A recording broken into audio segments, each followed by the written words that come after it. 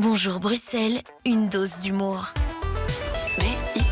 Il y a une nouvelle venue dans Une dose d'humour. C'est sa première participation à la rubrique. Bonjour Kauta. Bonjour Fabrice. Merci d'être avec nous. Merci à vous. On va parler d'un invité inattendu. Exactement.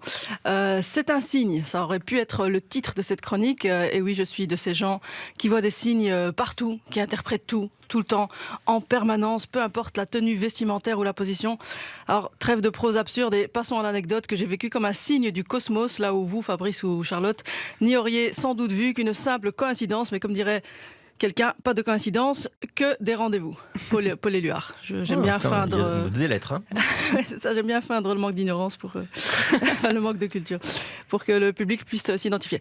Alors, si je vous dis, c'est varié, c'est coloré, c'est bruyant, surprenant, certains en sont incommodés, d'autres émerveillés.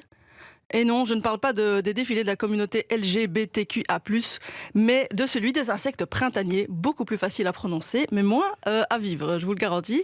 Dimanche dernier, je me suis absentée 2 petites minutes de chez moi et j'ai eu la maladresse de laisser entrouverte la porte de fenêtre de ma terrasse en ce milieu de printemps déjà très vivace, je trouve, vu le panel diversifié d'espèces d'insectes volants, rampants ou full option que j'ai déjà pu croiser. Alors, moins de 2 minutes, c'est le temps qu'il a fallu à cette espèce d'avion de chasse pour s'introduire chez moi, traverser l'appartement jusqu'à la chambre des enfants et se positionner sur le PC gaming de mon fils. 4 cm de long, 3 de large, 2 de haut. Un frelon asiatique. Oh non! Un colis Ikea, le truc, je vous dis tout de suite.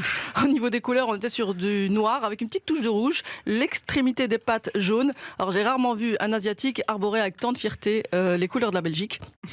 En dehors du jour où la Belgique était demi-finaliste de la Coupe du Monde. Ah, excusez-moi, j'ai confondu avec le Maroc. Non, c'est parce que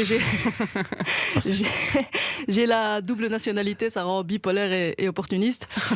Éric Zemmour, si tu nous écoutes.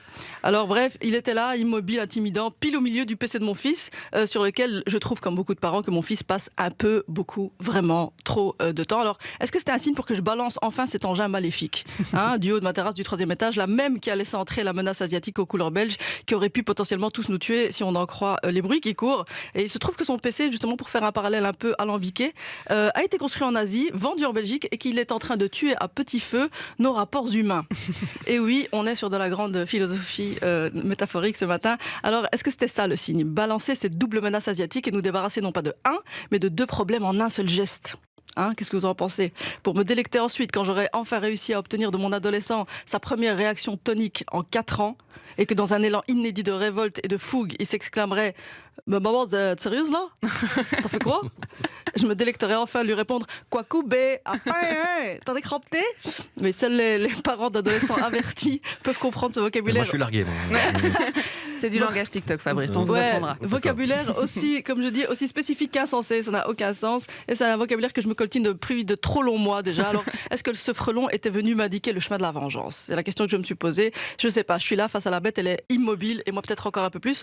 On a joué au premier qui bouge a perdu. Bon, j'ai perdu, c'était volontaire, et tout naturellement. Premier réflexe d'un être humain en présence d'une menace extérieure potentiellement dangereuse pour sa survie, j'ai fait quoi? J'ai consulté Google. Et il se trouvait visiblement que nous étions en présence de la mère fondatrice des frelons asiatiques. Oui, celle qui est à l'origine de la construction du Pas nid. n'importe quoi, Très chez bonne vous. nouvelle, Et de la bonne ponte nouvelle. des œufs. Ouais. Voilà, donc je me suis dit ambiance sororité. J'apprends aussi que les frelons asiatiques ne seraient pas si dangereux que ça, tant qu'on n'entre pas dans leur nid, qu'on ne les dérange pas. Bon, il se trouve que c'est elle qui est entrée dans le mien qui m'a dérangé, la sister. Mais j'ai quand même eu la grandeur d'âme de la relâcher saine et sauve en pleine nature et de laisser intact le PC de mon fils également dans mon infinie magnanimité. J'ai appris par la suite que le fait de l'avoir libéré constituait un délit en Belgique.